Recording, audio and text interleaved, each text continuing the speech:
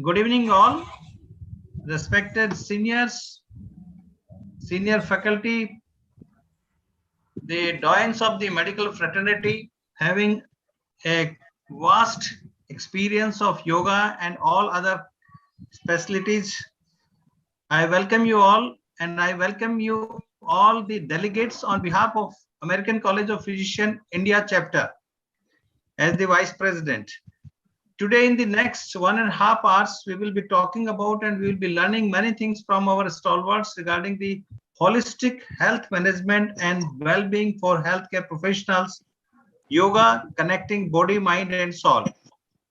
And this is on the International Yoga Day, and you all know that with the efforts of our Honorable Prime Minister Sri Narendra Modi, this was started in the year 2014, and it was the mastermind of Sri Narendra Modi ji, which was accepted by 170 countries, and then it was finally decided and it was declared by the international body as the World Yoga Day, the 21st of June every year. And the theme of this year is Yoga for Humanity, which is very, very important. And in the next 1 hour, we will have the panel discussion where our esteemed panelist, Professor Kamlakar Tripathi. I think everybody knows Professor Kamlakar Tripathi, who has recently been honored with the National Award, the Padma Shri Award, one of the highest national awards. He is the former professor and head Department of Medicine, Institute of Medical Sciences, BHU Varanasi, joined by another stalwart, Padma Shri Dr. Subhash Manchanda, who has been the Director of All India Institute of Medical Sciences and a senior cardiologist, and still very actively working as Dr. Kamlakar Tripathi sir.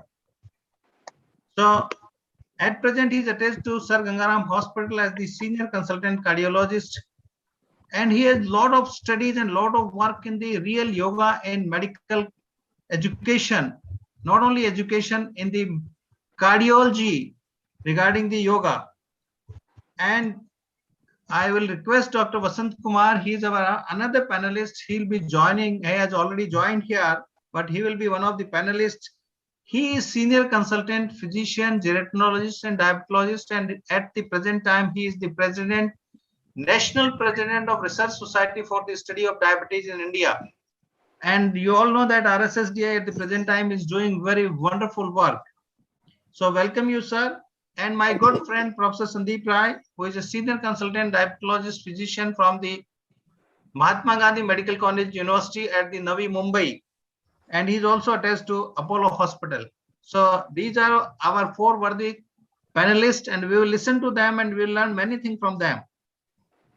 And to chair these important sessions, we have Dr. Srinivas Murthy, Dr. Anubhav Srivastav.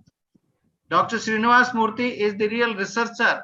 Dr. Srinivas, I can't see you. Where are you? Okay, now I can see you. Sir, I am here, sir. So he is senior consultant physician and diabetologist at Life Care Hospital and Research Center in Bengaluru, and he is one of the very few researchers who are at the top at the present time in his research, and he has a very good knowledge and vast and interest in the yoga. Then Dr. Anubhav Srivastav, I think I can say she is youngest professor of MMFC, endocrinology, professor of medicine at the Motilal Nehru Medical College, Prayagraj, UP.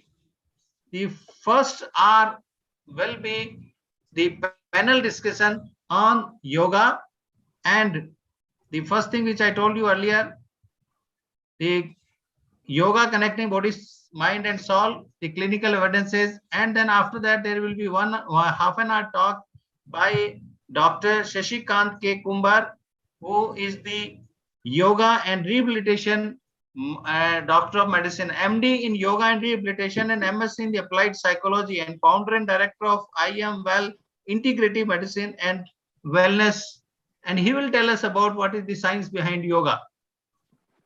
So then I will not take much time, but I will welcome you all on behalf of ACP India chapter. And now I would I'll ask the technical people to please run the video from our video message from our Governor ACP India Chapter, Professor Anuj Maheshwari. Technical team, please. Hi friends, myself Dr. Anuj Maheshwari, Governor, American College of Physicians. Today is World Yoga Day and I wish to pass on my greetings to all members as well as those who are seeing this program on this auspicious World Yoga Day. As we all know, yoga is an ancient tradition which has been invented in India by an Indian saint Maharishi Patanjali. Yoga is, by its name, it is a word which means addition, as well as we can also use it for the union.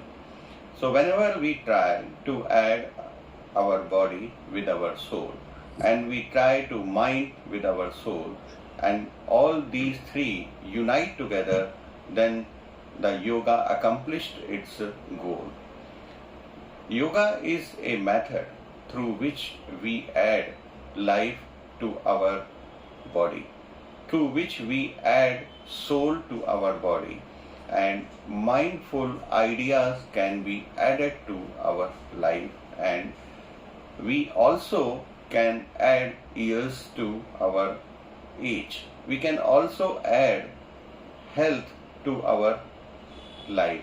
At the same time, we can also use this specifically yoga method for addition of calmness, happiness in the life which is full of internal conflicts. It is. So yoga is a thing which can pave the way for a healthy, happy and disease-free life.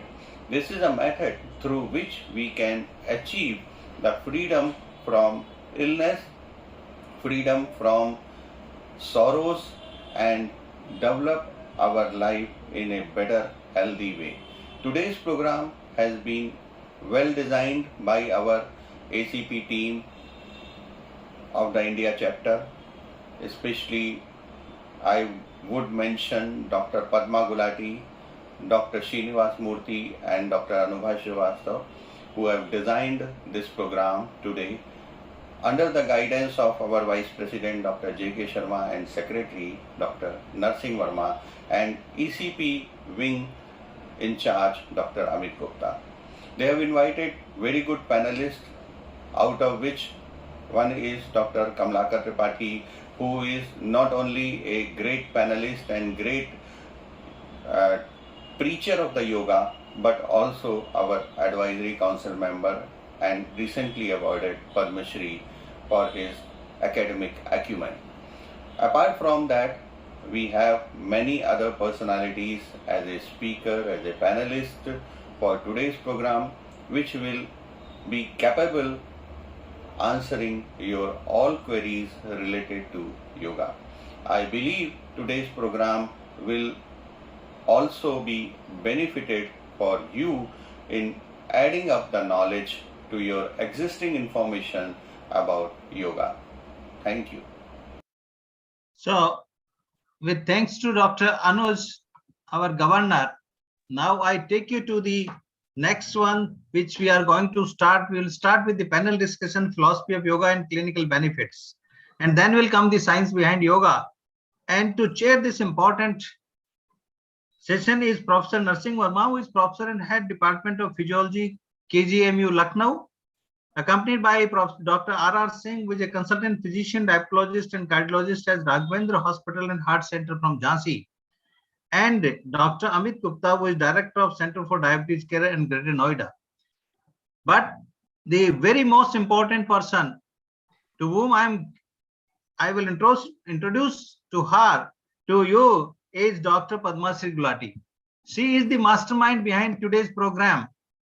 She is fellow of ACP UPDA, fellow of the UPDA, consultant physician and diabetologist, and at Gulati Hospital, honorary visiting specialist at District Railway Hospital, Jhansi. So, Madam will moderate this whole program. So now I hand over the proceedings to Dr. Padma Sri Gulati. Thank you, Dr. Sharma, and thank you. Good evening, all, and thank you, everyone, for being here. So, without further ado, we would start with the program. And as we all know, that yoga is derived from a Sanskrit word yoj, that means union of body, mind, and soul to attain a state of eternal bliss. Samatvam yog uchyate, that is transcendence of mind to realize the true self is the ultimate aim of yoga. अपनी आत्मा के साथ एकाकार होने के अनुभव को ही योग कहते हैं. Very few of us would be knowing that Lord Shiva, the Adi Yogi, was known as the father of ancient yoga. And then sage Patanjali codified all aspects of yoga into a certain format, which are now known as Yoga Sutra. So there are different forms of yoga. We have Ashtanga Yoga, which is mentioned in Patanjali's Yoga Sutra. And this provides with basic guidelines and on how to live a meaningful and purposeful life. Then we have Hatha Yoga.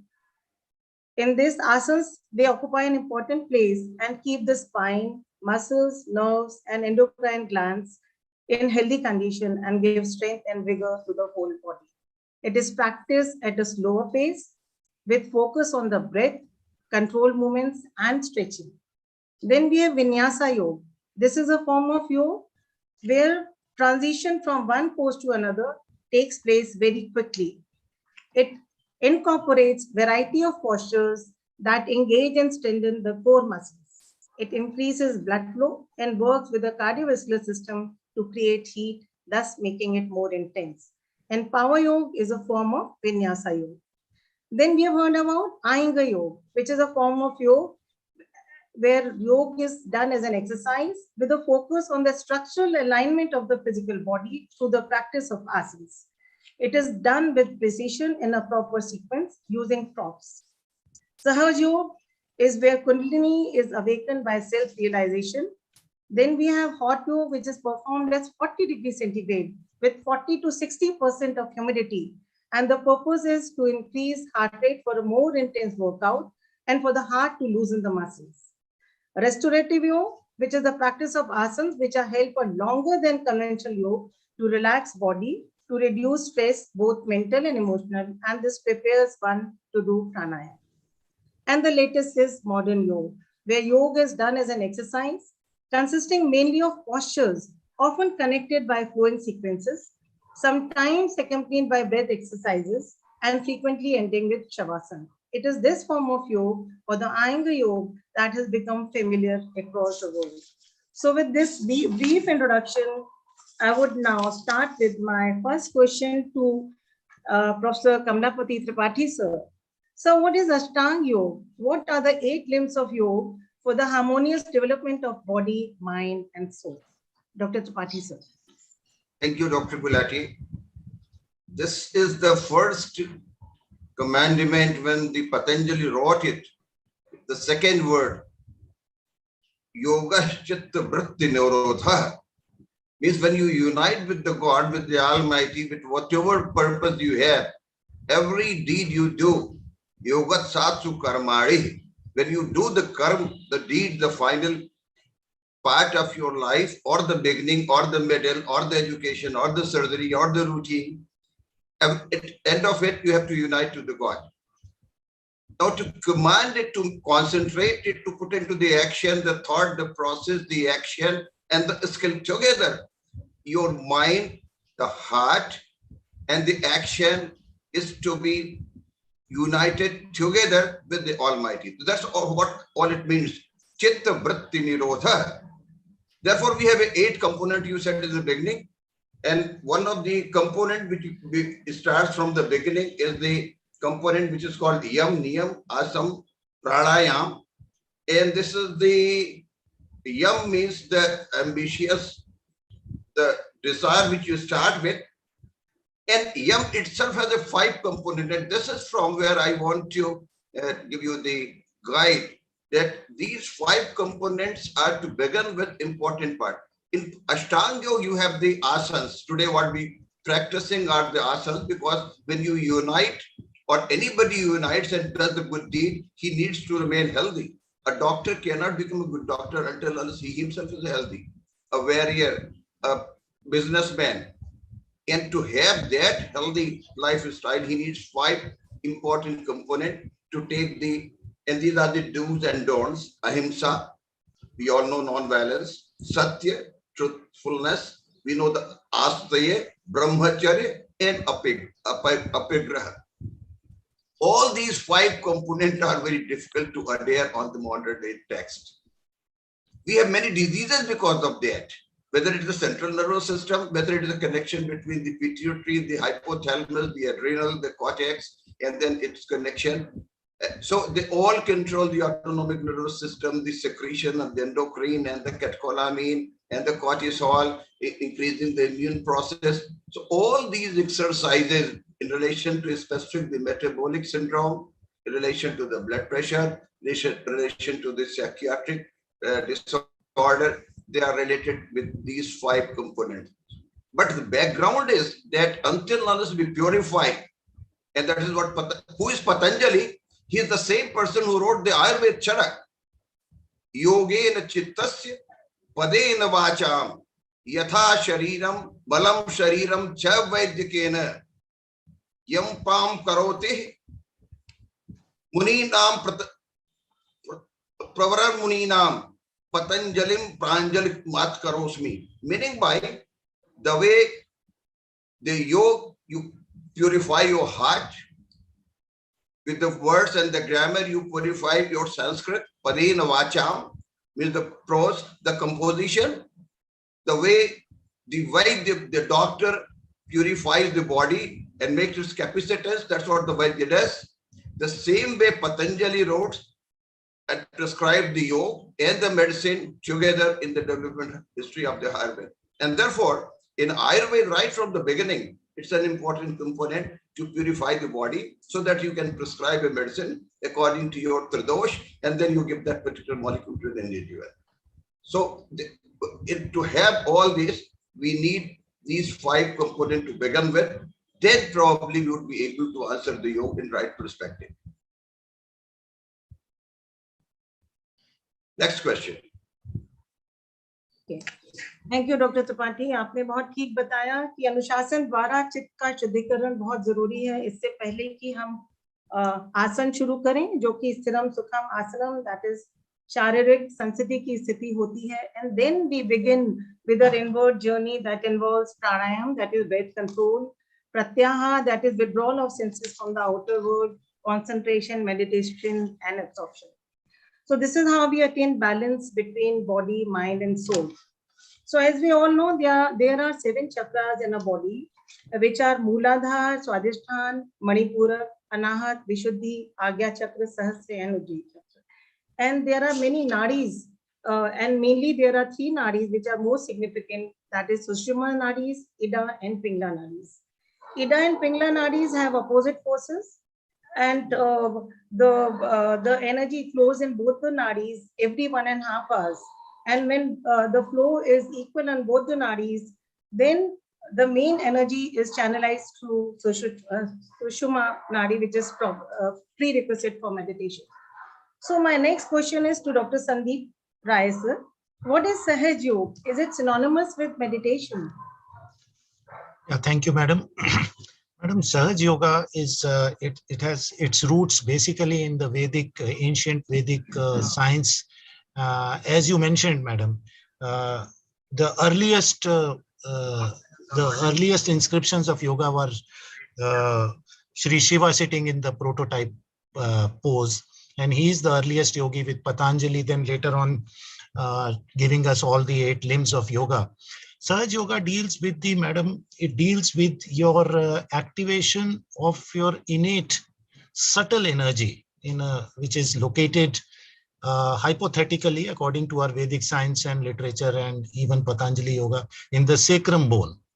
Now, sacrum bone, the word comes sacrum from Greek. They also knew that this bone is sacred because sacrum means a sacred bone. And here is that energy which is called the Kundalini energy. And if once activated, it passes through all these 6 plexuses which you had mentioned, including the Swadhisthana, Nabhi, the heart plexus. And when it crosses the forehead plexus, that is the Agya Chakra, your thoughts start settling down. They start coming down. And finally, it pierces through the Brahmarandra, which is the anterior fontanelle area. And from here, when it unites with the cosmic energy, yoga is said to have taken place. The union, the huge word, meaning your internal energy getting united with the cosmic energy. That is the happening that is called as yoga. Now, various methods have been described to achieve this. Sahaj Yoga meditation is one of these methods. It basically silences your mind. The hypothesis is that this innate energy activates and actualizes the limbic system of the brain. Limbic system controls through the hypothalamus, the autonomic system. And so your sympathetic system comes down, your parasympathetic system is little upgraded. So you attain a balance and a stress-free life.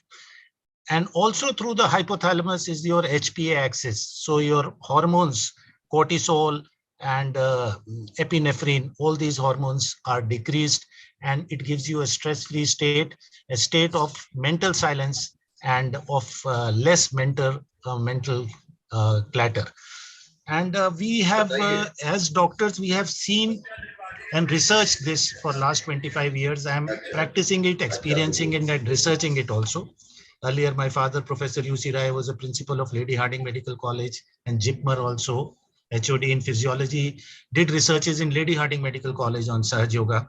They were MD physiology theses, and they showed that heart rate, blood pressure, your adrenaline byproducts, VMA, and all decreased.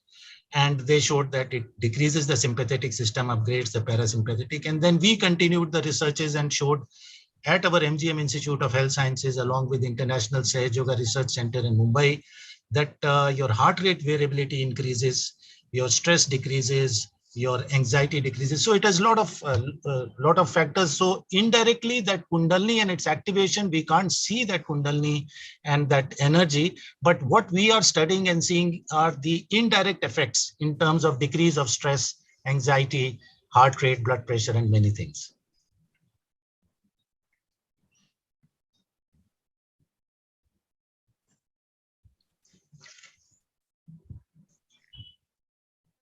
Dr. Gulati. Yeah, thank you, Dr. Sandeep. So rightly said, by doing regular Sahaj Yoga and meditation, we can harness the inner powerful energy and improve our health. As we all know, that health is defined as a state of physical, mental, emotional, and spiritual well-being, and not merely an absence of disease or infirmity. And now yoga has regularly been advocated by doctors all across the globe in the form of therapy based on clinical evidences. So my next question is to Dr. H.C. Manchanda, sir. Is yoga preventive, therapeutic, or both for cardiac patients? Dr. Manchanda, sir. Well, good evening, everybody, and greetings to everybody on the World Yoga Day. Well, as you heard, yoga has several medical advantages. That's why it's becoming popular all over the world, because of its health benefit. Now it has all the three aspects of uses in medicine. For example, it is a health promotive exercise. Actually, we have not been talking too much of health promotion, but I think if it is done from the early childhood, then the so-called risk factors do not develop. So health promotion is absolutely a very important part of it. And this whole science of well-being is being developed because of that. Then secondly, it has a tremendous preventive value. We have done a lot of studies to show that it can prevent not only heart disease, but all the lifestyle related diseases. A lot of data is there that all the risk factors for heart disease, as you know, heart disease is a continuum, starting with risk factors, then there's inflammation, then there's atherosclerosis, myocardial infarction, arrhythmias, and heart failure. It has been shown that yoga acts at all the levels. The most important is prevention of heart disease if you tackle the risk factors, all the risk factors, like hypertension. For example, there are more than 1,000 studies in hypertension. It has been consistently shown that yoga can decrease blood pressure, although to a modest degree. The recent study in 2022 recently shows that it can be as much as 11 millimeters systolic and 6 millimeters. That's equal to any antihypertensive drug. And there are no side effects with that. It is extremely useful for prevention of diabetes. Also, a huge study done from Bangalore has shown that multicentral study in 3,000 patients, pre-diabetes, the onset of diabetes can be stopped in more than half the patients by yoga study. Then it has been shown to control the stress and depression, which is a very important risk factor for heart disease. Also, it has been shown that it could be useful in obesity. It has been shown to be useful in even tobacco cessation. So all the risk factors that we know of can be significantly reduced. Then the inflammation, which is a very important part, has also been shown in several studies. Atherosclerosis, we have done studies, early atherosclerosis can be reversed. It can also, advanced atherosclerosis, it can halt to a great extent. We have done a study recently that in heart failure, it can be used as a adjunct therapy, and it decreases not only the symptoms, improves the quality of life, but also decreases the biomarker like NT-proBNP and so on, and even in arrhythmia. So the whole continuum of this can be controlled. And there's a huge study. I think we need large studies, and larger studies done was on cardiac rehabilitation in 26 centers after myocardial infarction and stent implantation. If we use yoga in 2 years, there's a decrease in this repeat myocardial infarction, stroke, and heart attacks and all. So I think it has both preventive values, both primordial, primary, and secondary. Enough data is there, not only, as I said, heart disease, but other diseases also like diabetes. Then it has a therapeutic value. We have used this in the management of several patients of hypertension, early hypertension, early diabetes, early obesity, and even many patients of anxiety, depression, even joint pains, etc. It has a lot of therapeutic value. And there are a huge number of studies, especially low backache and other features are there. As I showed you in secondary prevention of coronary artery disease, it has a tremendous role, and we are using it in almost every patient who undergoes angioplasty or undergoes bypass surgery, because large number of studies are available now, huge number of studies which show that if you add this, not only stress and depression are controlled, but also the hard endpoints like the repeat myocardial infarction, stroke, etc. decrease. So I would say that yoga has both promotive, preventive, and therapeutic value in heart disease. Not only heart disease, but heart disease is caused by hypertension and diabetes and obesity. All these factors are also controlled by yoga. Unfortunately, what has happened is the studies are limited in number, and there's a lack of large-scale multi-central trial utilizing the same methodology. Some studies are started already. As I said, we have done that largest study ever on cardiac rehabilitation, 26 centers and 4,000 using us. And similar studies are needed. We are doing a study now on heart failure again in 30 centers, and also in hypertension and diabetes. Of course, some studies have been done. I think studies are needed so that it can be accepted. But already the many medical associations have accepted yoga as a part of the modern therapy. For example, the latest guidelines, International Society of Hypertension, have suggested that yoga and meditation should be included as non-pharmacological measures, because they can control stress and they can also be a part of exercise. So I think it is already coming into the practice, and top journals like Journal of American College of Cardiology, etc., are accepting the articles which were never accepted earlier. There's a very recent article that this neurocardiogenic syncope, we had no treatment for vasovagal syncope, can also be controlled by this. So yoga has tremendous value, I would say. That's why it has become very popular in cardiology, and many centers in the world now, cardiology centers, have yoga in addition, either primarily or as addition for primary and secondary prevention of heart disease. Thank you, Dr. Manchanda sir, for your valuable inputs on the preventive and therapeutic aspect of yoga, especially in cardiology. And rightly said, it takes care of the various risk factors like stress, depression, obesity, tobacco, and inflammation, and atherosclerosis. And it's very important in earlier course of the disease. And I believe when you do yoga, especially when one does meditation or deep breathing pranayam, then heart rate and respiratory rate, that is a sympathetic drive that goes down. That also reduces heart rate. And as we know, whenever there's an increase in heart rate, the diastole is cut short. That happens at the cost of diastole. And the filling of coronary vessels happens mainly in the diastole. So when we are doing regular yoga and meditation, coronary blood flow is also well taken care of. Thank you, sir. So my next question is to Dr. Vasant Kumar, who's President National RSS DI and is a senior diabetologist in Apollo Hospital. So what are the beneficial effects of yoga practices on type 2 diabetic patients? Is it useful in type 1 diabetics and gestational diabetes as well? Over to Dr. Vasant, sir. Thank you, Dr. Padma.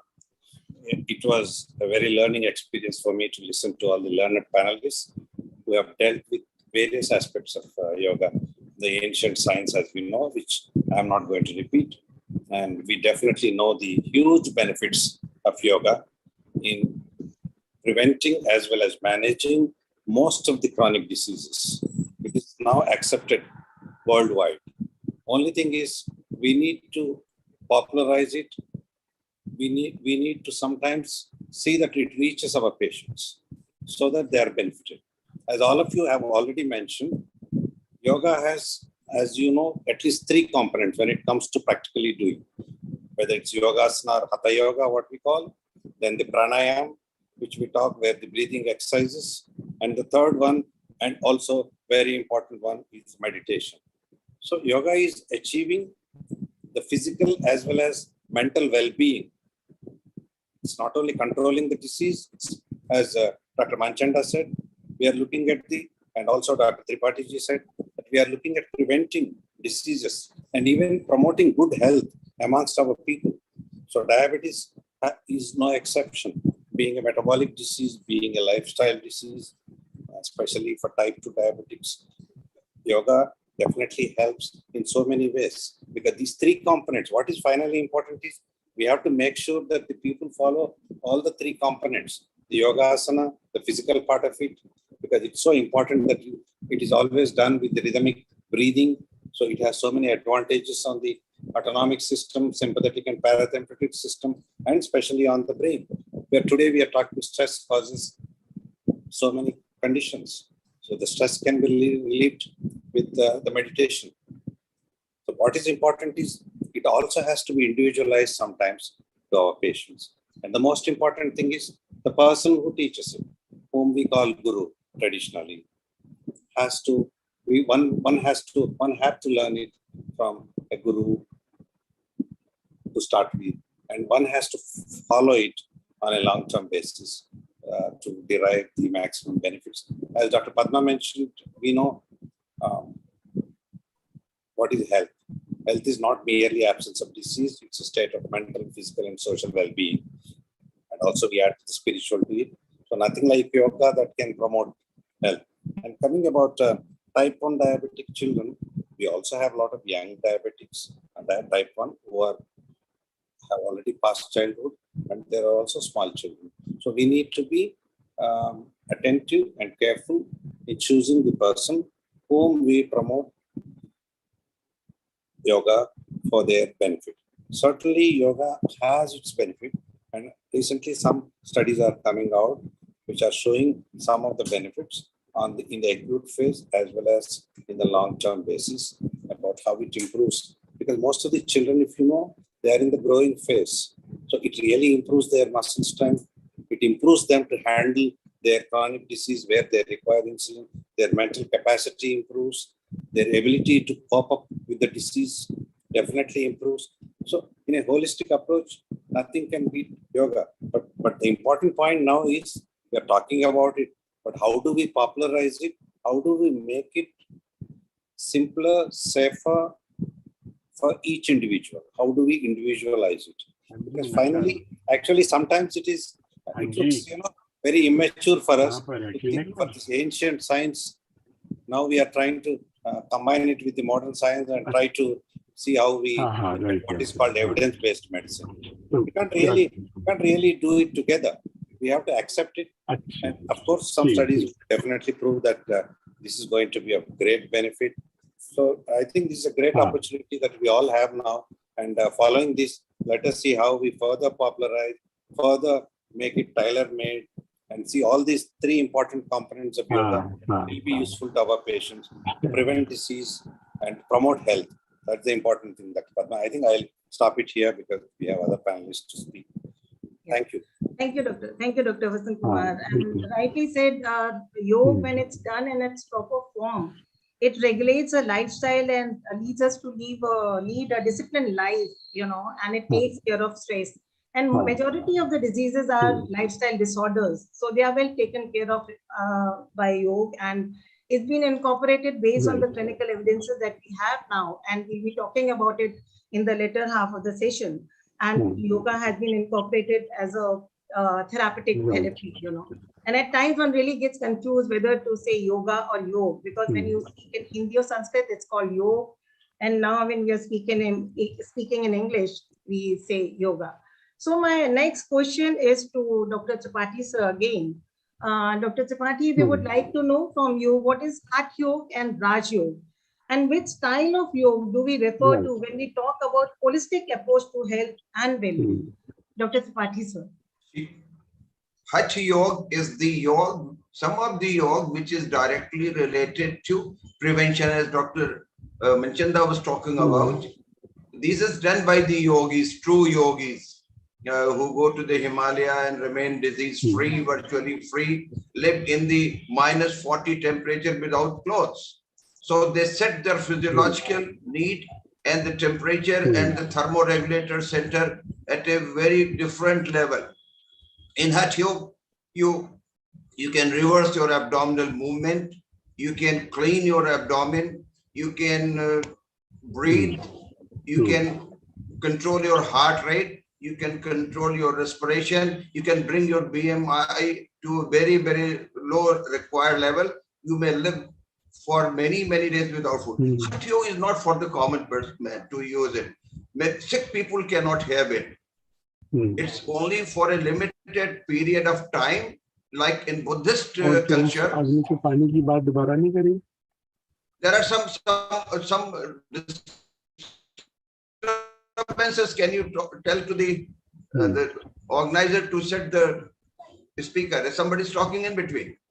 So otherwise, the Hatha Yoga is with the Buddhist monk who take the monkship for a short period and then come to the real life.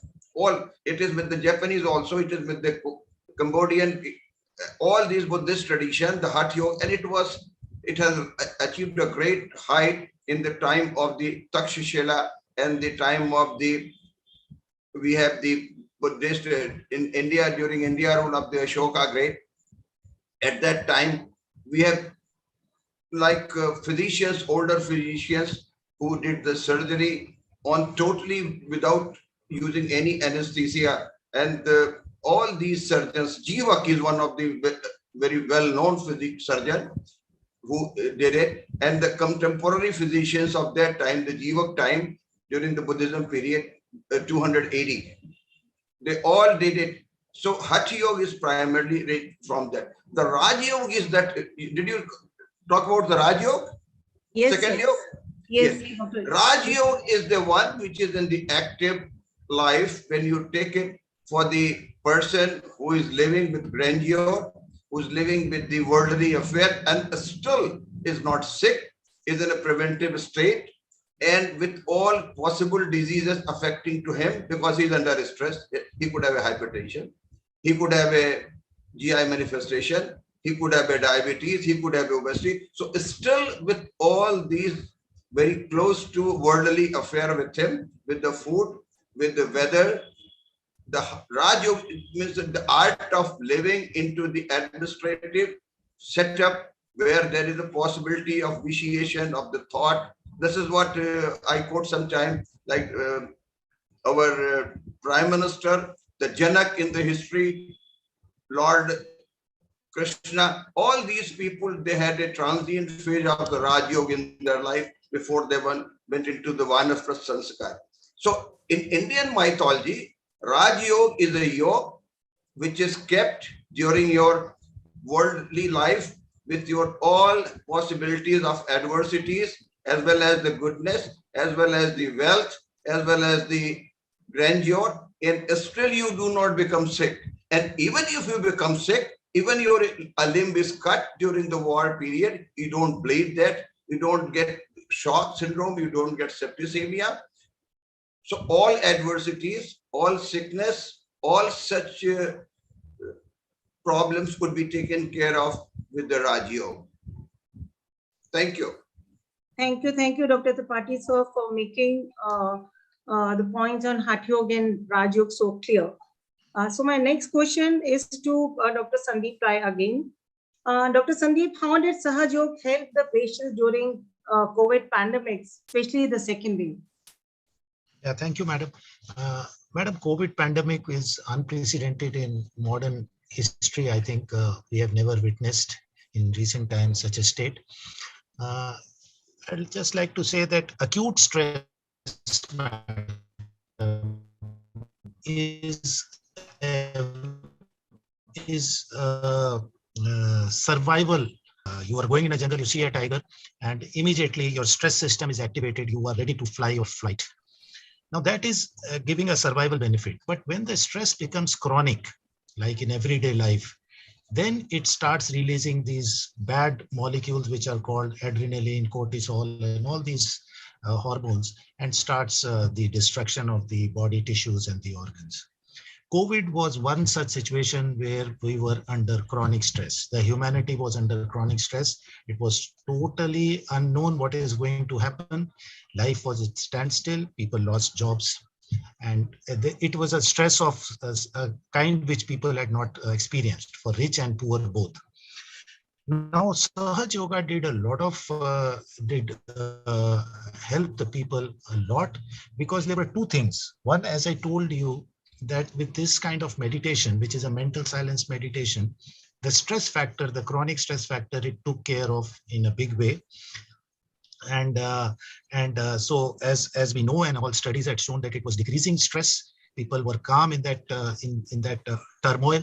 So the mental factor or the psychological factor, but more than that, it helped people physically also, because we know that meditation decreases your inflammatory markers. It decreases the oxidative stress. It decreased your IL-6. IL-6 was so much incriminated in COVID, and there are studies showing that meditation decreased IL-6.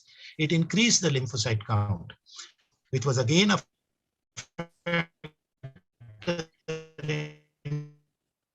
COVID. It has shown to decreasing the immunity. It is preventing you from infections, and it is also preventing from opportunistic infections by increasing your immunity, decreasing inflammatory markers, decreasing stress hormones and stress chemicals like adrenaline, cortisol. So in a way, it had a very calming effect. It made people fight with COVID in a better way. And as Sahaj Yoga is practiced in more than 130 countries, it's absolutely free, man. There is no charge everywhere. Anybody can practice at home and all. It's just activating your energies by meditating. And so what happened was that everything went online.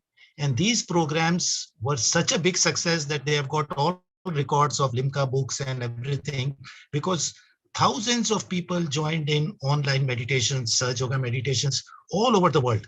And it was such a relieving factor. It was such a calming factor. And we got reports from all over the world how it has helped people to tide away COVID.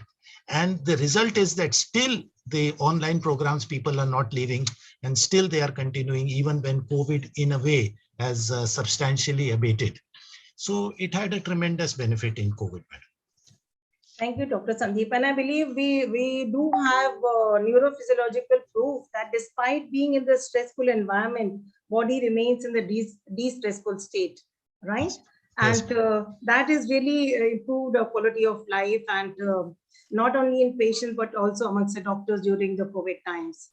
Thank you. So my next question is to Dr. Manchanda sir once again. So what asanas and pranayams are best for the cardiac patients? Are there any asanas or pranayams which are contraindicated in cardiac patients? Dr. Manchanda sir. Well, you're quite right. There are several asanas and several pranayams which have been found to be useful. But if you see these studies, I'm talking of evidence-based studies in cardiology, they have been done with various types of parts of the yoga. For example, you just now heard from our speakers that there are three components of yoga. One is the asanas, the other is the pranayama, and third is the meditation. Now there are about 40% of the studies which are only with meditation. They have found it's equally useful. There are studies meditation and pranayama, and there are studies which include all the three. The benefits of all the three are much better if you include, but the maximum benefit seems to be of meditation, because isolated studies of transcendental meditation and now mindfulness meditation have shown the same effect. So it seems that yoga mostly acts through the central nervous system, that it reduces the stress, as a result of which, as you just now heard, the catecholamine levels are reduced, the hypophysis pituitary axis is reduced, and the parasympathetic activity improves and the sympathetic decreases. So that improves the hormones, etc. But yes, even the stretching exercises or asanas do help also. Dr. Benson from Harvard Medical School had shown that even stretching exercises or asanas could be useful. But there are certain asanas which should not be done to certain patients. For example, if you are bending too much forward or you are raising the legs too much in patients like with heart failure, that can change your blood pressure markedly, and therefore such asanas like bending too much forwards or Surya Namaskar, etc., have to be avoided by certain patients of heart failure. Similarly, hypertensive patients have also to avoid certain asanas. For example, we don't advise Shivasana or any asana in which the bending is too much and so forth. I think, as you just now heard, we need a good teacher for that. And what we had in all these studies, if you see, there were patients who were excluded, you see, who could not really be fitted into these studies and all those whose blood pressure was fluctuating, with those who were advanced stage of disease, etc. So what we try to do in yoga is that we try to stabilize the patient first, and then they can do everything. Like it is said, Kapalbhati should not be done to heart patients, but we had done in our thousands of patients as Kapalbhati. These were patients who were already controlled, and therefore slowly they could build it up and all that. But yes, certain asanas have to be avoided in which there is a definite change of blood volume, etc. And patients who cannot tolerate exercise, they have also to avoid certain asanas like Surya Namaskars repeatedly, etc. and all that thing. But the advantage of, I think, yoga is that it can be done when physical exercise is not possible. For example, I was giving you an example of heart failure. Heart failure, we were scared of doing exercise. Now, exercise has found to be extremely useful. But exercise is not possible in many patients to be done because they are bedridden, they have osteoarthritis, and their yoga can be done. And we devised a method so-called chair yoga about 30 years back, and we found the benefit is equally good. For example, patients who cannot sit on the floor because of osteoarthritis, they were sitting on the chair, they could do pranayama very well, they could do meditation very well. And then we studied them in the long run, the benefits were equally there.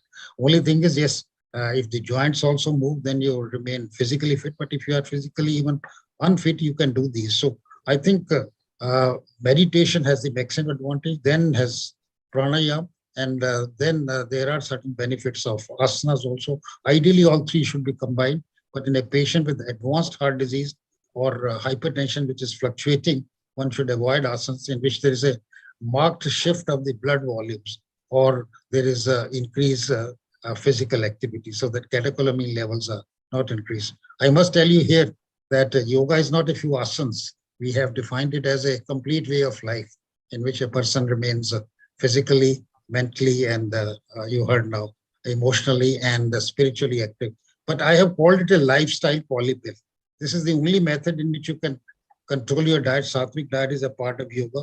Then physical exercise is a part of yoga. Then stress control and tobacco cessation. So it is a lifestyle which can control all these factors. And I call it the best lifestyle. I call it a lifestyle polypill. We have published it many times that this is a lifestyle polypill and it can be done by every patient. But patients with advanced disease, I think the physician or the doctor has to be involved in it. For example, if I send any cardiac patient to these yoga centers and all, I evaluate them and to see whether they'll be able to tolerate the various asanas especially. But pranayama and meditation is possible by every patient, and certain asanas have to be restricted in certain diseases.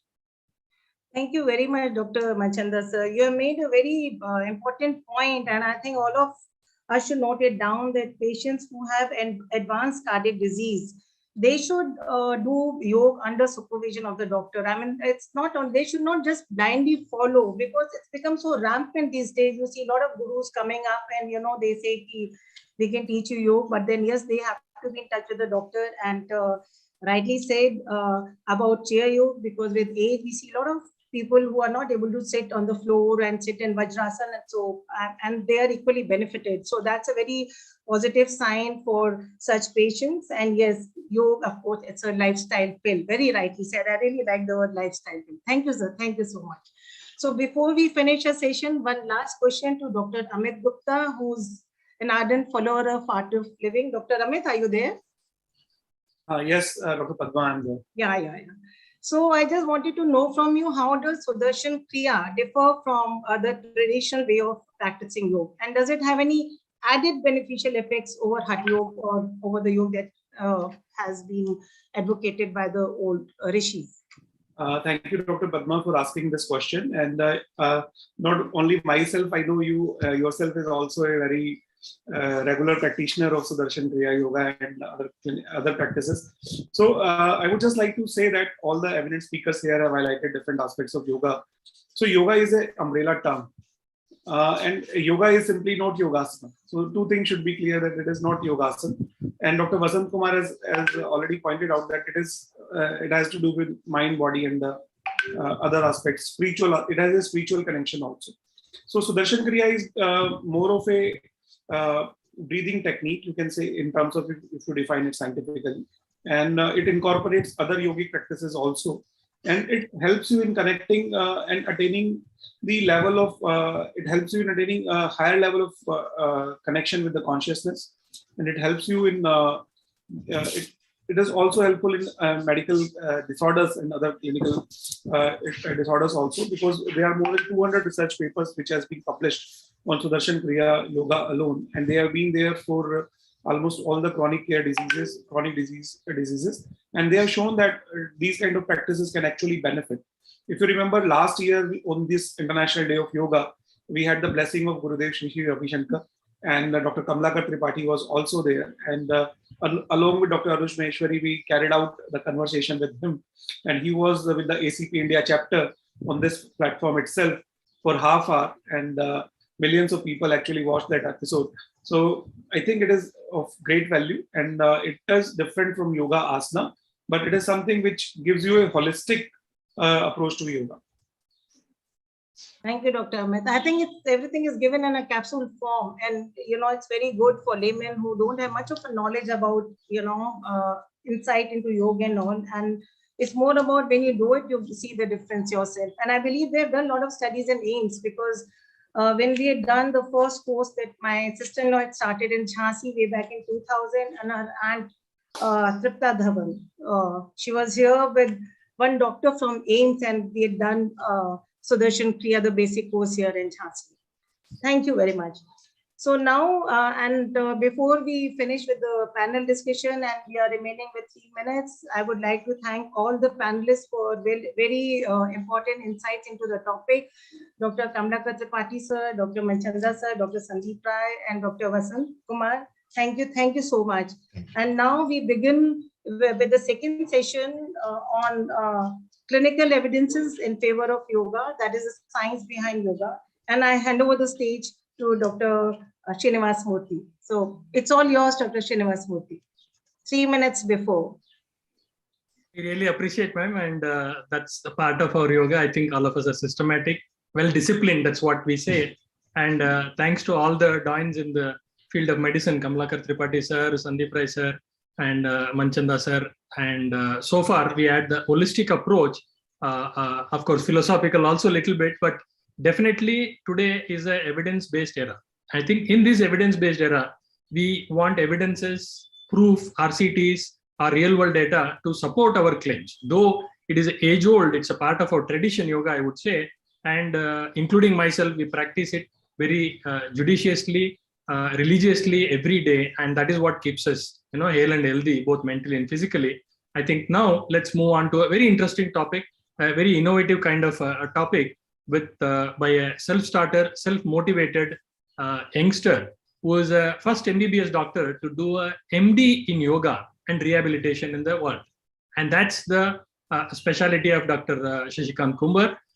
Very happy to be here that he's started an integrated holistic health center which integrated yoga in stress management and other diseases along with other systems of medicine. I think that is what is the specialty of Dr. Shashikant Kumbar, and he has also started epilepsy and yoga research in Spandana Holistic Health Center in collaboration with the Department of Neurosciences, Narayan Hrudayalaya in Bangalore. And he started a school-based yoga and health integrated services for various schools. And that is, I think, really appreciated point, because he wants youngsters to realize the importance of yoga in lifestyle modification and to go ahead to achieve their goals. I think without much delay, we want to eagerly hear Dr. Shashikant Kumbar regarding the science behind yoga. I'm sure all of us will be impressed. I've heard him before. I'm sure all of you will appreciate his approach to yoga and the reasoning behind the yoga. Over to you, Dr. Shashikant, and we sincerely thank on behalf of ACP India, myself and Dr. Anuba as part of Wellbeing Championship we are organizing for our physicians, sir. This is just for your kind information. And this is the most important topic we would say, because all others are theory, and this is the only practical topic I would say, which all of us can indulge every day in our daily routine. Over to you, sir. Thank you very much, sir. First of all, I'm thankful for the opportunity to be here, because I'll share in the 30 minutes of glimpses, time is clicking, in the glimpses my journey of 14 plus years, where I heard all the dignitaries with all the due love and respect. I have huge respect for all the doctors. I consider all the doctors are karma yogis which are not recognized. Throughout their life, they are not recognized.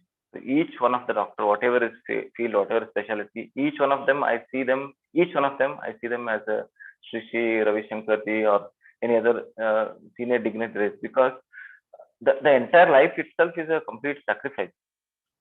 If you hear, so with a very kind, it is, for me, it is a fulfillment to be just here, not even talking. So in my MBBS time, I used to be a little follower of Swami Vivekananda, and I used to hear one of the word, my name, combine the best of the East, best of the West. That strikes me very hard, very badly. So I used to think that what is best in India right now is best of the West is modern medical science, and best of the East in India and Asia, specifically China and India. So if you say Chinese, you'll say Chinese Kung Fu, traditional Chinese medicine, acupuncture and all. For India, if you see, it's the Indian spirituality, yoga, Ayurveda, Indian, the cultural heritages, all the dance, Nritya, Bharatanatyam and all this. So that makes India a very unique country. And I was kind of in the quest of finding how to do this best of the West, best of the East. So then it struck me sometime like the family medicine, it was the upcoming medicine, integrative medicine and all those. So it struck my mind that integrative medicine, in one of the research study where I was reading about it, I found the two words, I am, integrative medicine, I am doctors. In UK and USA, they use this word, I am doctors. It strikes me very badly, and I put my dream concept as I am well, integrative medicine and wellness. So that is the concept. So just to make all the different explanation of yoga, what is yoga, into condensed 1 minute form, is when I go to the West side, I usually express this, because non-religious format expressing this types of yoga is very difficult. So I divide the yoga into two categories. The purpose of yoga is to chitta vritti. It is easy to understand is the first time we received radio frequencies through the quartz crystals, because it has able to receive those radio waves. So when you study the crystals are made up of silica. Earth, more than 29% of Earth contains pure silica, more than 60% contains silica in combination, all the Earth.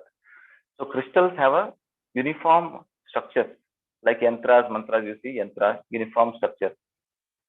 Crystals have that uniform structure. This could receive the frequencies of radio frequencies. You check the study of radio frequencies.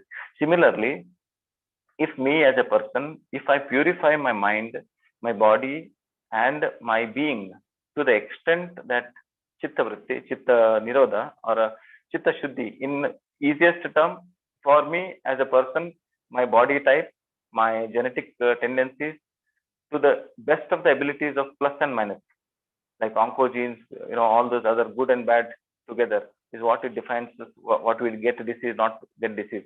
If to the best of the abilities, if my genetic tendencies are expressed to best of the manner, that I call it as enlightenment for a person. No, so to connect individual consciousness with the cosmic consciousness, just like the radio frequency, it's easy to understand. We have to purify ourselves. For purification of the mind, purification of the body, purification of all these three aspects of the soul, so yoga is designed. So I divide it into two categories: path of yes, path of no. Easy to understand. Path of yes, path of no. In the path of yes, there is a system to follow. You follow this particular system, you'll achieve what you need to achieve to purify, so that you'll be able to connect yourself to a higher cosmic order, to receive that signal from the lower mind, mundane mind, to a human mind, from human mind to a divine mind. To receive those signals, you are upgrading yourself. So there is a system to follow. In that system to follow, path of yes, I'll categorize the Patanjali yoga and Hatha yoga, these two, and any other names you would like to include as a systems. That I'll give an example of. There is a religion, any religion, there is a set of practices to achieve what you need to achieve. Similarly, for yoga, this part of the yoga, path of yes, there is a path, Patanjali and Hatha yoga. In other side, path of no, there is nothing. Non-believers of God, non-believers of existence of the godly element, just believer of nature. So there is also a path of no. We call it as a neti principle. In Indian beauty is anything you do, there is a system to follow. You are allowed to do, believe God, not believe God, still we coexist. So path of yes, path of no, I add. And there are as many number of yoga schools as many number of individuals, you believe it or not. So what we discussed, Raj Yoga, Sri and few things, these are very few names. So basically it is an underground platform of Patanjali and Hatha yoga. On this, everything is built, trademarked, and expressed, given to the world. So nothing bad about it. So this is, in short, is a path of yes, path of no. It's easy to understand. In this path of yes, path of no, I, as in my individual egoistic, ego-based mind, my individual mind has added a medical part of it. So basic foundation is Patanjali and Hatha yoga. These two are little different based on our understanding. If somebody wants an occult power, I want to have a walk shuddhi, I want to have a knowledge or whatever occult powers you want to start, you will start with Hatha yoga. You start with asana, pranayama, bandha, mudra, kriya. So those are Hatha yogas. It is for occult powers. If it is for the spiritual progress, for you to connect yourself with the higher orders, it's the Patanjali. It's the stepwise manner. Yama, niyama, social do's and social don'ts. Yama, niyama, asana, pranayama, pratyahara, dharana, dhyana, samadhi. So make your body strong, make your mind strong, and you will be able to connect to the higher order. That's in short about what we discussed so far. So my mind striked with statistical information of a WHO long time before about this NCD statistics, non-communicable disease statistics. So every year 41 million people die.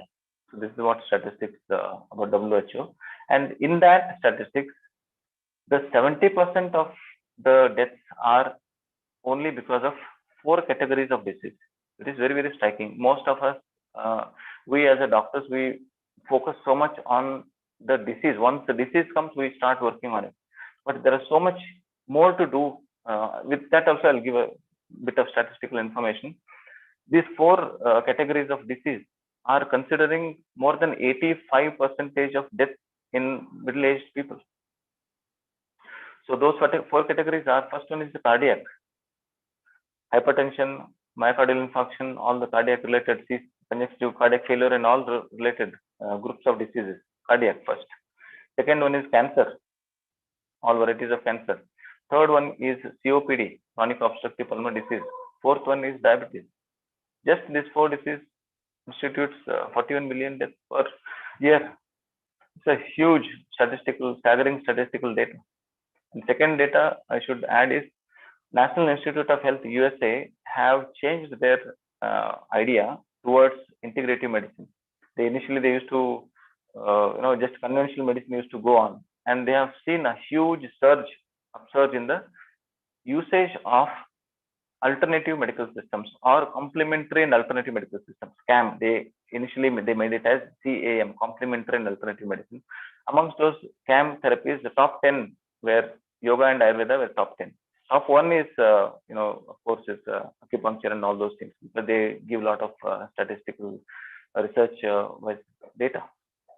So that made me it is wow. Yoga can be taken to such a great extent, but when we see around the world, lot of yoga teachers, yoga gurus just complete 1 month of yoga teachers training or 3 months of yoga teachers training without medical knowledge of anatomy, physiology, pathology, physiology. Absolutely, they start, okay, I'm the guru, and we'll start with that. Sorry for that style of explanation, but it is a reality. If intellectually you want to understand them, you find it very difficult. They talk about physical entities, mystical entities. They don't want to talk about the facts. This is where I find very difficult. I am losing hair because of so many people where absolutely, when we see about yoga, ultimately it is the foundation is, can I explain yoga in the form of isometric, isotonic exercises? Can I explain yoga in the form of gravitational, anti-gravitational exercises? There are less people who are into this stream, and it is absolutely good a stepping stone for the modern medical doctors to step in this particular field, because most of the so-called gurus, don't mind me saying this, it is a fact where most of the gurus or so-called babas, all the people, they start with anti-allopathy propaganda as a foundation for their, you see, hey, don't take English medicine, take this my medicine. Don't take this medicine, do the Adishadan Pranama. So they start universally giving everything to everybody, same things. It is like giving paracetamol or Montelukast to everybody. Every sort of things you will get, all the disease you give Montelukast. It is not exactly so. There are hardly vertical height or a horizontal height. There are a lot of people with horizontal reach. Vertical height people are very less. So coming back to the point is, yoga has absolutely potential. When I see just the yama niyamas of Patanjali, if I add and work on it, I can prevent most of the sexually transmitted diseases of the world. When we're reading Park and Path, we never had this yama niyama included in this, where it should be included. Just by following moral, ethical values and social do's and don'ts, there are so many things which if we can prevent, well and good, So yoga is very interesting, where it works on all the muscles, cardiac, skeletal, smooth muscles. Most of the exercises are for the skeletal muscles. There are 84 lakhs of asanas. Believe it or not, 84 lakhs of asanas. Lord Shiva has condensed them and made them around 89 to 90 asanas. Most of the 90 asanas were practiced as a part of a standardized system, what we follow it as a protocol. These are all only less than 90 asanas. 84 lakhs of asanas plus how many number of skeletal muscles? It varies, 650 or 600 or whatever. So it varies. If you can work on skeletal muscles and asanas, there is some element. Only modern medical doctor can do it, because they spent their entire life, 14 years, 15 years. Just this is a sadhana. This is their tapas which nobody considers. Just because you are not wearing some turban and don't mind. So coming back to the point is, there is a huge potential to give yoga as an evidence-based modality as an add-on treatment. I'm very particularly into it as an add-on treatment. You are not replacing any conventional medicine, because conventional medicine is based on hardcore evidences, which is no secret keeping. So if we can use yoga as an add-on, there are so many much better avenues are available, but it is not standardized. And when we heard for hypertension, what are the asanas to be avoided? So it is a general vague. The asanas it's very vague. There is not standardized protocol. For example, Kapalabhati, doing Kapalabhati, you avoid Kapalabhati and hypertension and epilepsy. Why? Epilepsy foci can be triggered by fast breathing. Hyperventilation like Bhastrika Pranayama, Kapalabhati. Hypoventilation like Nadi Shodhana Pranayama, left nostril breathing, Chandra Anulom Vilom Pranayama. So yoga, there are few research I would like to quote. Yoga, long-term yoga practitioners, their GABA levels are higher. This is one research. Gamma-aminobenzoic acid GABA levels are higher. Long-term yoga practitioners, their amygdala and hippocampal area are bigger, larger. Emotional control will be much better. There's one discussion where we're saying pain management. The way you train the reticular pathway of your brain, pain pathway. If my training is better, morphine I can use for palliative care plus psychotherapy techniques where I can use sankalpa, an auto suggestion to put it in the subconscious mind. That can work like a morphine. Is good. It is doable because there is a transition. There is a hypnagogic state from the conscious mind dimension. When you go a little deeper, just before sleep, there is a phase of a semi-conscious, semi-unconscious sleep-like state. We call it as a hypnagogic state medically. And this yogis will call it as yoga nidra. They'll call psychic sleep. Psychic sleep means consciously you are bringing the number of thoughts, number of there is one research which quote there are 50 to 60,000 random thoughts per day, conscious, subconscious, sleeping, dreaming, all inclusive. Number of thoughts reduces, sympathetic overactivity reduces. One of the senior said, yoga in medical field is a transition from overactivity of the sympathetic nervous system towards the activities of the parasympathetic nervous system. There is a disparity, as the MCD statistics says, there is a disparity of sympathetic, parasympathetic. Sympathetic overtone, increase in the peripheral resistance, the blood pressure, increase in the peripheral resistance. There are 2-3 research articles which shows simply working on the mind, the peripheral resistance in the diabetic patients have reduced. This is there. Diabetic neuropathy was much better by addition of simple hypnotherapy techniques. Hypnotherapy, I say, hypnotherapy for a modern medicine, yoga nidra for your Indian context. If that can be used together as a module, standardized modules like senior dignitaries like you, if people can approve, you can definitely do. I'll correlate allergic rhinitis for an ENT doctor. At last treatment for allergic rhinitis will say systematic desensitization. Correlating with yogic module is Jalaneti. You put water, lukewarm water, saline water into the one side of the nostril, you take out from the other side of the nostril, you are irritating the nasal mucosa. So keep on irritating once in a given stipulated module. After that, you add Jalaneti. Next, you will add is Dugdhaneti. You add milk, lukewarm milk, then do the same irritation. Then next one level is Grithaneti. They'll add a purified hot ghee to the nostril, take out from the other side. The nasal mucosa relearn the hypersensitivity of the nasal mucosa reduces. There's already their treatment. Systematic desensitization is there last module, but we have not put enough module into practice to do this. Can be done. So yoga people use this lukewarm water. So when enough water is put it in the stomach for Vamanadauti, vomiting. So when you're doing Vamanadauti and other kriyas, you're actually working on the smooth muscles. Very fascinating. No other exercise in the world have activity to work on the smooth muscles.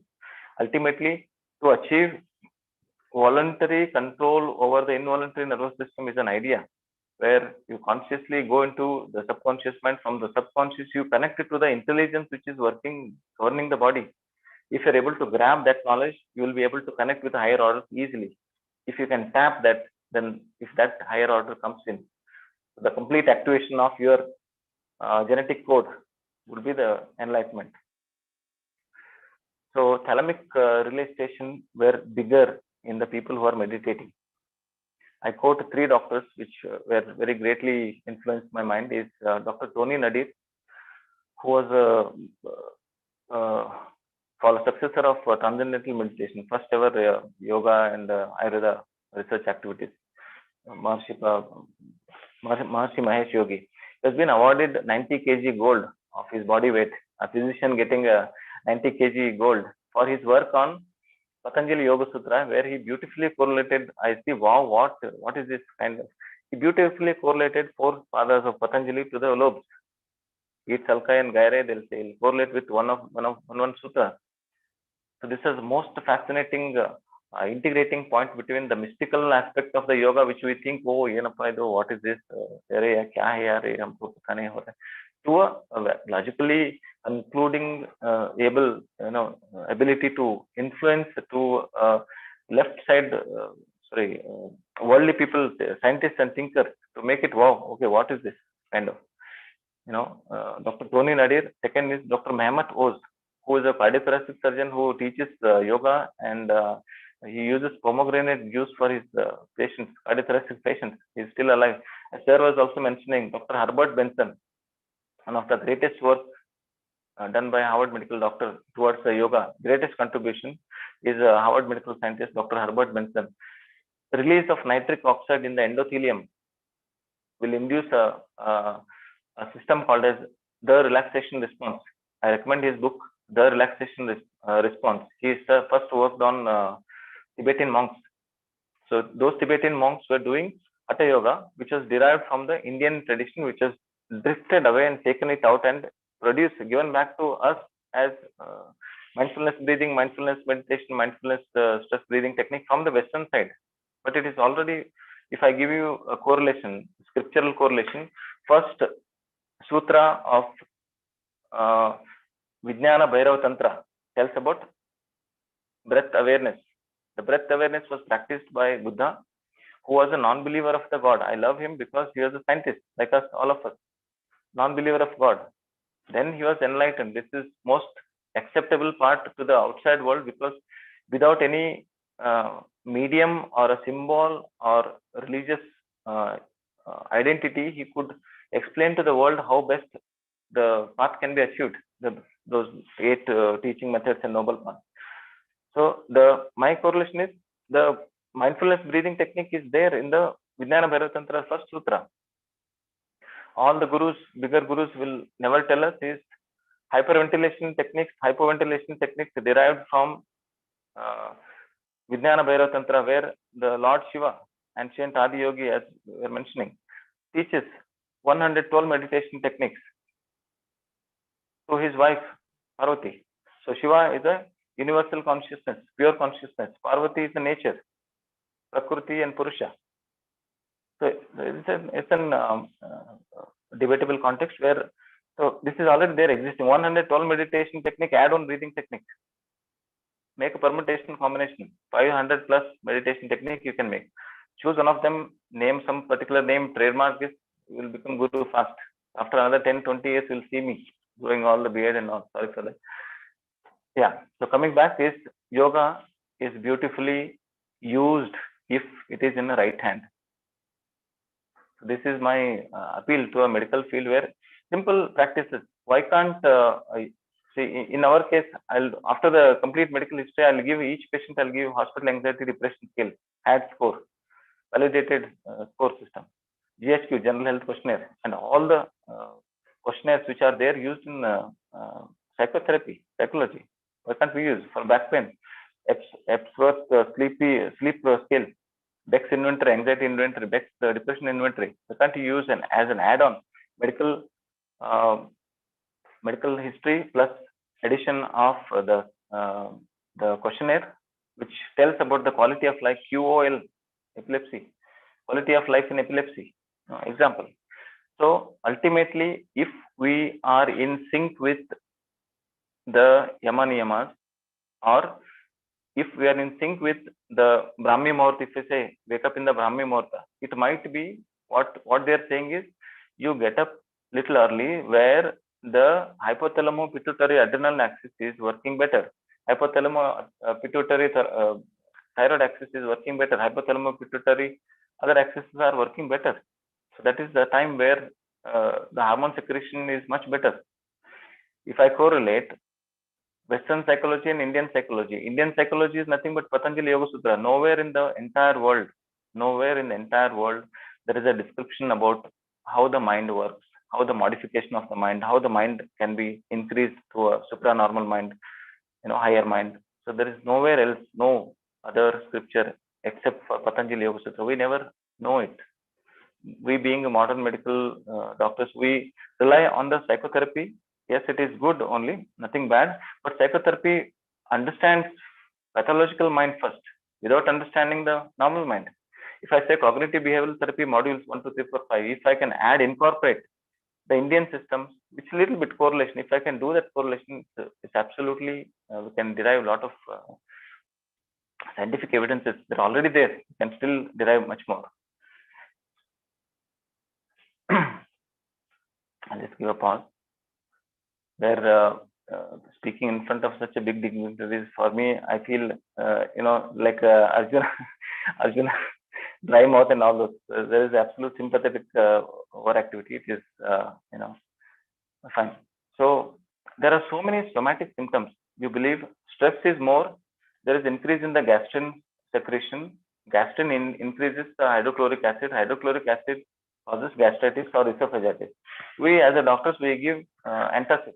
Yes, of course, fine. That's one module. It's evidence-based module. But are we working on the stressor? Then the treatment aspect is complete. If I am working on the stressor, understanding the stress levels of a person, source of stress, and then add we as a doctors, we focus exclusively on the body. If we can make it little bit comprehensive, little more time, if we can add, may not be you, but somebody like us who are. So for me, it's like I'm retired past 10 years.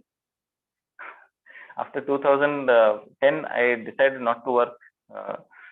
I was working in a Vikram Hospital and other hospitals as an adjunct therapy for a neuro rehabilitation unit. It's very interesting. Like first 6 months of stroke rehabilitation, the neuroplasticity is relearning your brain like a child again.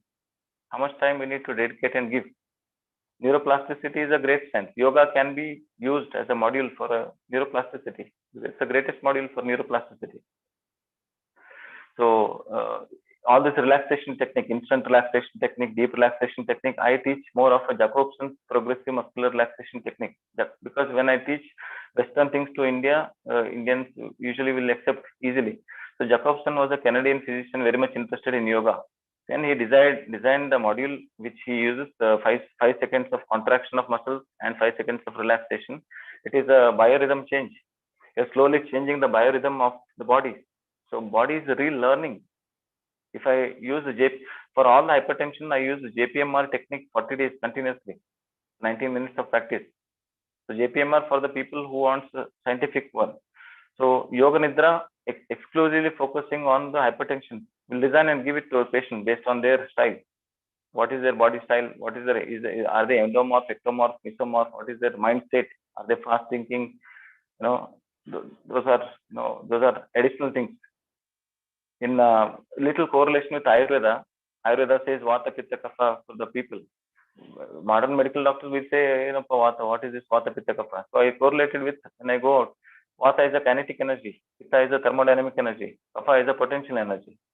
Vata is similar to the ectomorph, Pitta is similar to the mesomorph, Kapha is similar to the endomorph.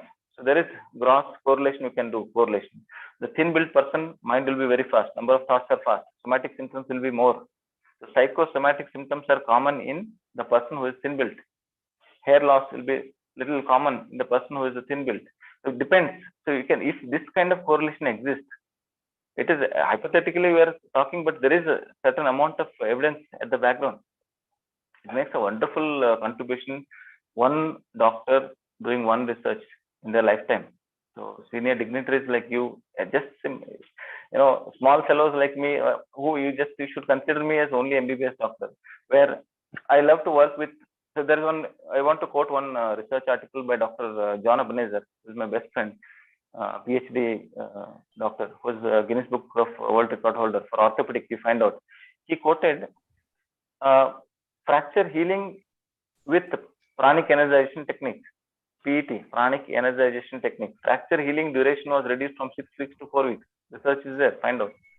It's a beautiful, absolutely how if yoga is stuck with the medical mind, you can do wonders. Simple.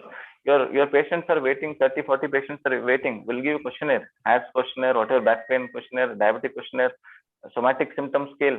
90 questionnaires is there, 14 is also there. We have so many questionnaires. Just give them questionnaires, take the information. If somatic symptoms are higher, they need more of the mind workup. The insulin patch will not work for them. If the relaxation plus insulin patch, the disease recovery will be much better. Another doctor, Dr. Paramesh, who is the director of Twin Heart, published a research article on diabetes reversal. It's where they focus on the diet, mind, and all the yoga aspects. So, other particular doctor who is like a father of modern stress is Dr. Robert Sapolsky, the greatest motivator, where he 30 years of his entire life went to collect baboon monkey's blood to check what is adrenaline level, noradrenaline level. So just check this. He has written a complete detailed work of how stress works on the immunity, how stress works on, there is interleukins, how stress works on other hormone status. The to end is yoga can be used as a module to reduce the chronic inflammation, elastic recoil capacity of the muscle fiber. If we can work on the collagen content changes, elastic recoil changes, the module changes.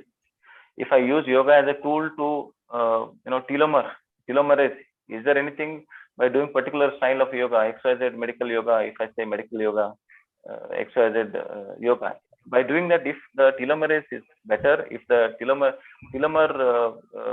the length is it is increased, is reduced, the reduction of telomere length by the addition of yoga, if you can prevent or delay the shortening, so that is a tool for longevity.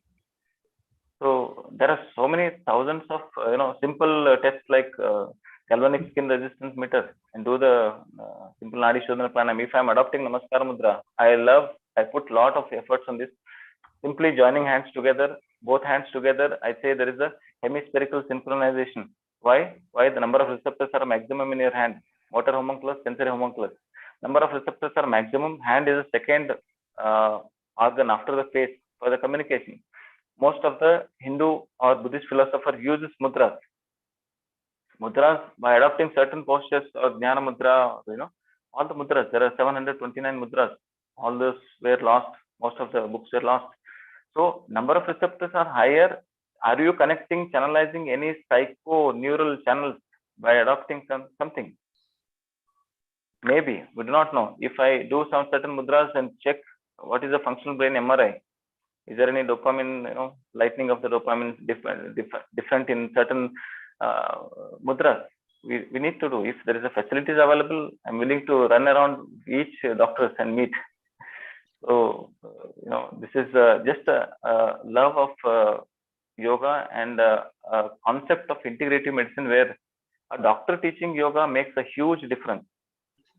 20 to 30, 50,000 of yoga teachers and one doctor make a huge difference in effectively implementing the strategies needed for us to add yoga as an add-on therapy properly. Where now we're adding yoga as a vague entity. If I add properly, there should be protocol. So protocol for stroke, what we do. So we'll check the signs and symptoms. How similarly we should have a protocol for yoga. Then it should be validated by dignitaries like you, and then it should be accepted, acknowledged. That should be promoted. That should be accepted. Very well said, sir. It is the need of the hour. What you actually gave us such a lot of insight into the scientific aspect of the yoga. Yoga is a way of life. It's like an ancient practice which we do correlate as a spiritual well-being, if we say. But during the last one and a half hours, we have actually viewed the philosophy, the science, and definitely the evidence-based. You very well explained and showed the new insight, the scientific insights in the yoga, and we can just assure you that it can definitely be used as a tool, as an adjuvant tool for the treatment of many chronic illnesses. Actually, we are running short of time. I'd like to take just one example and end the one example and end. Please. For example, I use the Merudanda Mudra. For example, Merudanda Mudra in a scriptural sense, it is just mudra for back pain. So when I went and learned acupuncture for about 9 to 10 months in China, I correlate that they believe that this is a holographic image of each cell has a holographic image of the entire body.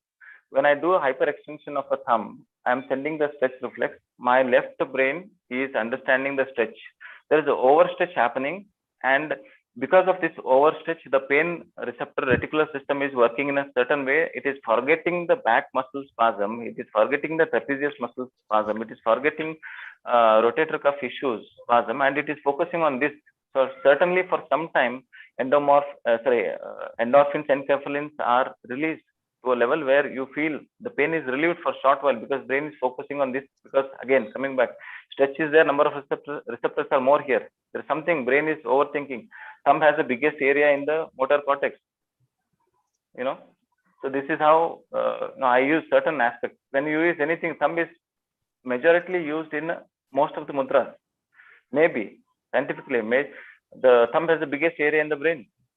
So that there should be some correlation. I think this is not adopted from any books or things. It is like a quest to do it, trying to convince medical doctors. I went around to 40 to 50 hospitals.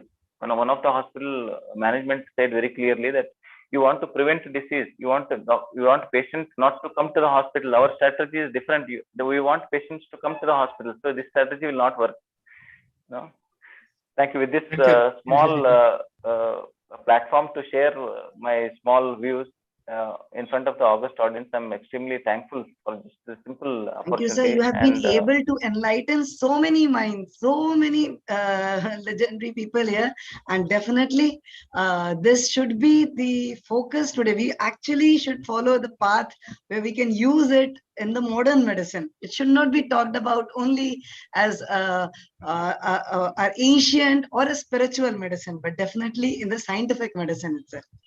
Shashikant, you have impressed many minds, and I'm sure I'll be getting more calls to engage you for more of our programs. We'll disturb you very often in future also. It's a great honor. We invite you.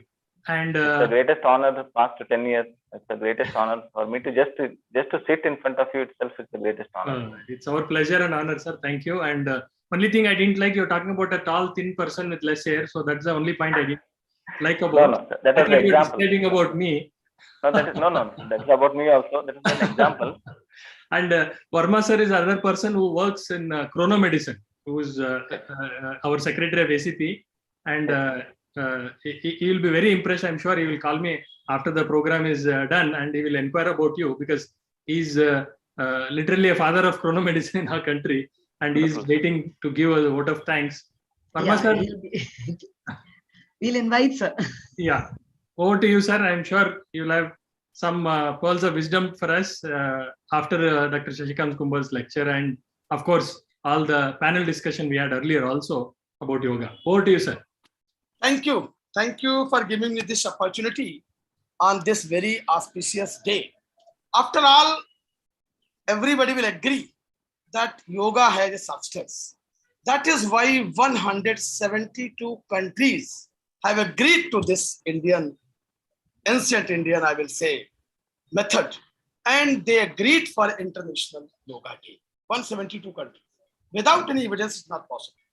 I would like to say just after listening so many persons and a lot of wisdom from the orators, I can only say it is a complete science. Complete science. Nothing not scientific. Everything is 100% scientific. Here I would like to say what we are practicing in our day-to-day life. That may not be science, but this is 100% science. We are just repeating things. We are just giving medicines after listening symptoms. That may not be a science, but yoga is a complete science. And I'm a professor of physiology. So what if you asked me to say yoga in one word, I will say one line. I will say that yoga is just, you all know that autonomic nervous system is the most important system to regulate our cardiovascular system and respiratory system and other systems as well. So by yoga, we can regulate autonomic nervous system. So the higher system of the brain can override auto-regulatory system our autonomic nervous system. Because if you take the example of breath holding, what is this? If the our respiratory rate is autonomic, then how we can hold breath? So if the breath holding can be increased, it is because of the over parasympathetic drive. So if we can regulate our own autonomic system, that is done only by yoga. And whatever talked about the Patanjali in Hatha Yoga is the last thing 5,000 years ago, when Patanjali, usually it is said 400 to 500 BC. 400 to 500 BC, Patanjali was the first person who wrote something about yoga. Before that, in our Indian system, there was nothing in written. Every science was oral. Guru Shishya Parampara, and Guru used to tell everything to Shishya, and Shishya again follows it to their Shishya. And that was the routine in our Indian setup. That is why we do not have any written evidences. That is why nowadays everything is evidence-based, and we are lacking in that because we do not have anything written. Patanjali was the first person who wrote about all this Ashtanga Yoga, and that Ashtanga Yoga is also called Hatha Yoga because here everybody tries to do that by Hatha. That is why it is called Hatha. So yoga is a complete science, and moreover, it is for one person only. That is, those who are doing yoga practices, they will be benefited. This is not for demonstration. So if anybody tries to demonstrate yoga postures on television or in any program, he's just befooling themselves and others as well. It is not possible. So it is only for one person who can understand this and following all the Ashtanga methods of yoga, then only, not only asanas, not only pranayams, not only chanting something, it is not yoga. So like other methodologies, here again, a lot of things have come after the use of the yoga, but the real essence of yoga is it is for humanity. That is the this year's you can say slogan for the yoga for humanity. And whatever I can understand in the last 35 to 40 years of my medical life, I found it a complete science. And if you just study the physiology and the autonomic nervous system, you will have a glimpse of this particular science. But this cannot be a method for treatment. No, it is just a way of living, healthy living, I would say.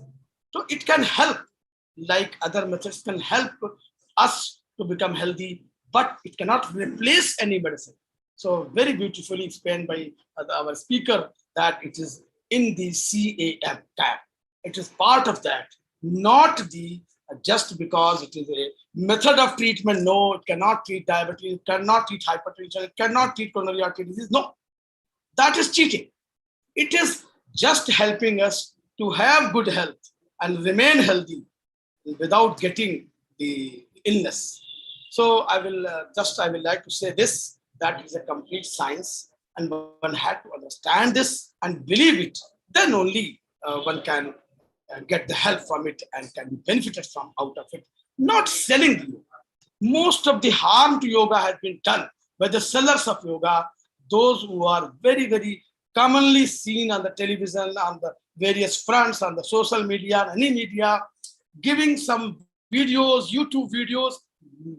The yoga cannot be taught by YouTube videos. No, by just seeing a video, one cannot become a surgeon. Just by seeing the video, you cannot be expert. So this is not possible. And yoga can only be learned under a yoga expert. And that person who should know the modern medicine, the modern normal physiology, anatomy, as well the Ashtanga Yoga principles. Thank you. Thank you very much for giving this opportunity to talk something in front of you all.